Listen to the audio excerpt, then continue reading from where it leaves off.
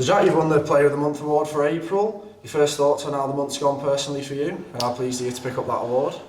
Yeah, obviously it's a nice achievement to get in, obviously Player of the Month, so it's been a great month for the club overall. Obviously it would have been nice to have gone 4 from 4, but you know, I think if you asked Alan and beforehand if you take 3 out of 4, you know, I think he'd have said yeah there. Obviously in the way we lost against Fev, knowing we could have won that game over the previous years, you know, it's been heavy score lines there, so I think this month probably just, you know, proves where we are as a team and what we can achieve this year.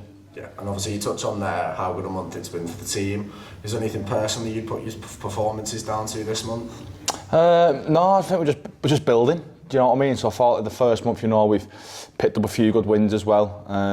You know, probably would have liked to been a little bit more convincing against Swinton. You know, I think we let them stay in the game longer than what we should have, and you know, we've worked on that and built on that, and you know, we've gone to Dewsbury away, and we've gone to Bradford away this month, and the tough places to go, especially early on in the year when the pitches aren't as pleasant as they are in summer. And I think last week, obviously against Bradford, just sort of epitomises us this year, and just always making sure in the game. Now we weren't great on Sunday, and being brutally honest, anyone who went in the game and watched, and you know, us players, we know we didn't deserve to win that game. You know, Bradford were the better team of the day, but we never let the game get too far away from us, even when they come out and scored an early try. You know, we stayed composed, and probably a 10-minute spell where could have been a bit more better with the ball, a bit more organised, but we're going to have them days. You know, and it's nice to come out on the other side of the result and, you know, rob a victory away at somewhere like Bradford. And it's been a 5 from 6 start in the league so far, and you mentioned obviously 2 tough away games in the last 2 games. What have you been able to take from those, even in defeat at Featherstone and, like you say, a narrow win against Bradford? Just knowing that if you're always within touching distance, you know, and we stick what works for us. I think in that Featherstone game, you know, we just didn't play the way that suits us. We didn't move the ball as much as we want to, and Al's always constantly onto us. But middles tip into each other.